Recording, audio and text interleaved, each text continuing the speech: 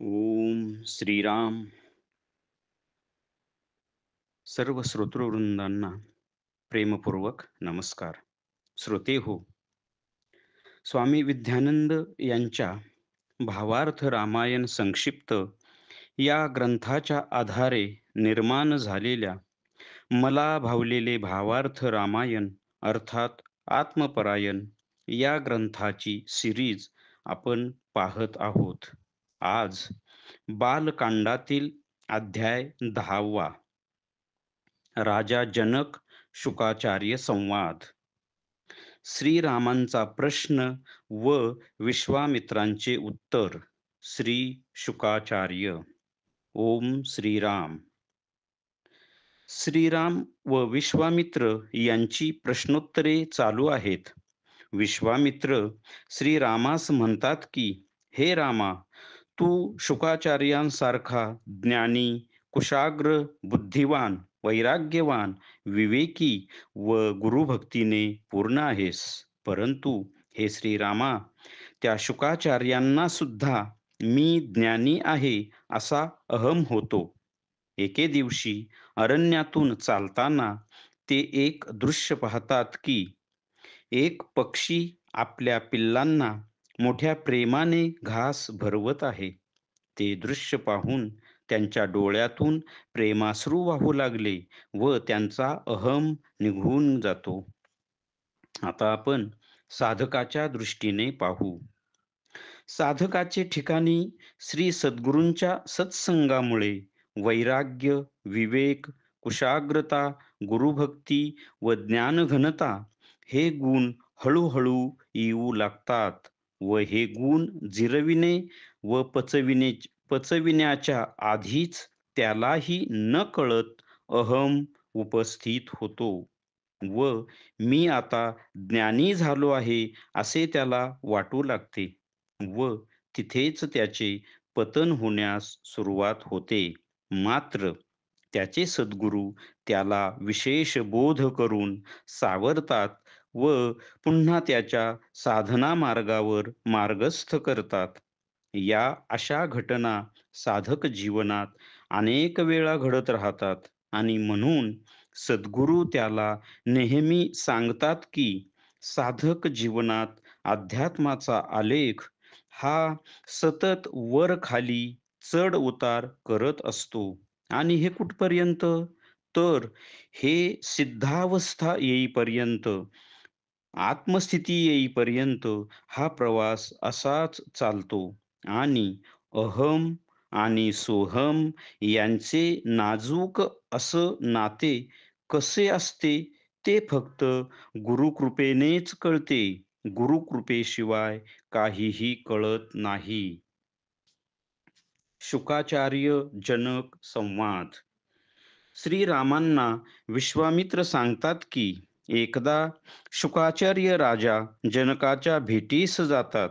तेव्हा जनक नगरीत शिरताच शुकाचार्यांना अहम निर्माण होतो की मी महाज्ञानी असताना सुद्धा हा राजा जनक माझ्या स्वागतासाठी सामोरा सामोरा का आला नाही.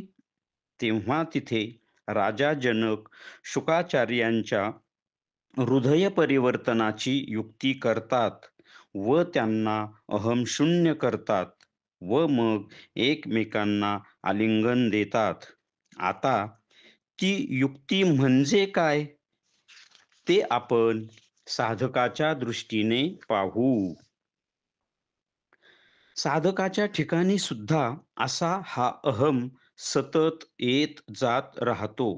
तेव्हा सद्गुरू कृपा नावाची युक्ती वापरतात व थेट शिष्याच्या हृदयात प्रवेश करतात व तिथे सूक्ष्म चैतन्यमय स्पंदन लहरी निर्माण करून व बोधामृताचे सिंचन करून त्या शिष्याला ज्ञानी करून अहम मुक्त करतात.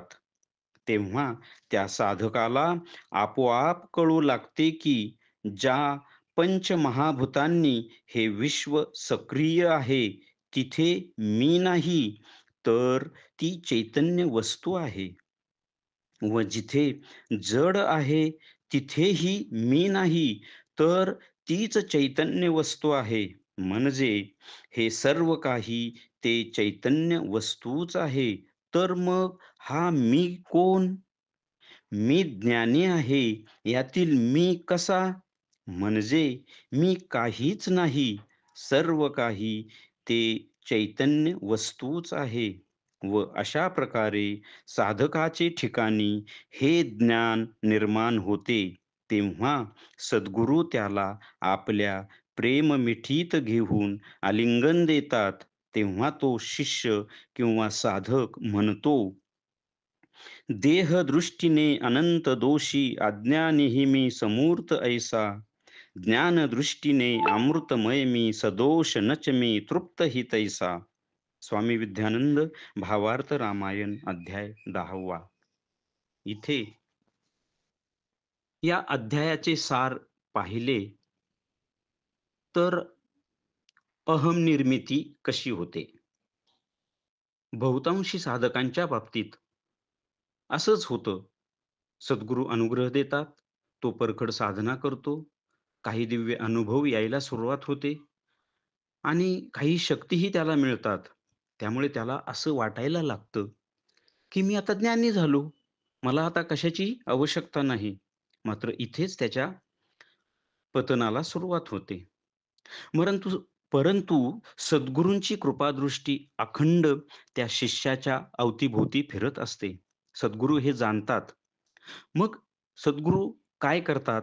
त्याचा हा अहम घालवण्यासाठी त्याला त्याच्यावर कृपेचा वर्षाव करतात व त्याला अहममुक्त करतात. आता हे कसं होत असेल? इथे अध्यायामध्ये हे सांगितले गेले आहे, की अहम आणि सोहम यांचं नाजूक नातं कसं असतं? पहा, सोहम म्हणजे सोहम म्हणजे तो मी आहे.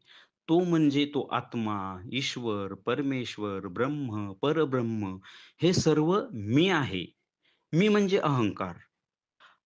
साधकाला हा जो अहंकार झालेला असतो, की आता मी ज्ञानी झालो आहे, मी मोठा झालो आहे, मी आध्यात्मिक झालो आहे. हा अहंकार घालवण्यासाठी सद्गुरू त्याला सोहम नावाची युक्ती देतात. म्हणजे मी तो आहे. हा एक प्रकारचा अहंकारच ना. परंतु हा अहंकार साधकाला ईश्वरापर्यंत घेऊन जातो आणि या युक्तीनेच साधक हा जो अशुद्ध अहंकार निर्माण झालेला असतो, तो घालवून त्याचे ठिकाणी शुद्ध अहंकाराची म्हणजेच सोहमची स्थापना करतात आणि त्या सोहमनेच तो साधक मग ईश्वरमय होऊन जातो. आणि मग त्याला हे सर्व समजू लागतं, की हे विश्व हे ईश्वराने निर्माण केलेलं आहे. यामध्ये मी म्हणजे एक क्षुल्लक गोष्ट आहे. मी म्हणजे फक्त देह धारणेपुरता मी आहे. मला काहीही अस्तित्व नाही आणि हा देह सुद्धा या पंचमहाभूतांनी निर्माण केलेला आहे. मी नाही. आणि महाभूतांना सुद्धा तो ईश्वरच निर्माण करतो. मी निर्माण करू शकत नाही. मग हे ज्ञान त्याच्या ठिकाणी निर्माण झाल्यानंतर मग त्याला या सर्व गोष्टींचा रहस्य समजतं व तो स्थिर, शांत व अहंमुक्त होतो आणि खऱ्या अर्थाने आपल्याला हेच मिळवायचे आहे. अहंमुक्त होणे म्हणजेच ईश्वर होणे. अहंमुक्त झाला म्हणजे वासनामुक्त होतो, देहमुक्त होतो, मनातून मुक्ती मिळते, प्राणातून मुक्ती मिळते, वासनेतून मुक्ती मिळते, कर्मातून मुक्ती मिळते आणि या सर्वातून मुक्ती मिळवणे म्हणजेच अहंमुक्ती मिळवणे आणि अहंमुक्ती मिळवणे म्हणजेच मी ईश्वर होणे आणि हे सर्व सद्गुरूंच्या कृपेने आणि साधकाच्या तळमळीच्या, परखडतेच्या स्तरावर केलेल्या साधनेमुळे हे प्राप्त होऊ शकते. श्रीरामार्पणमस्तु. हरि ओम तत्सत ब्रह्मार्पणमस्तु.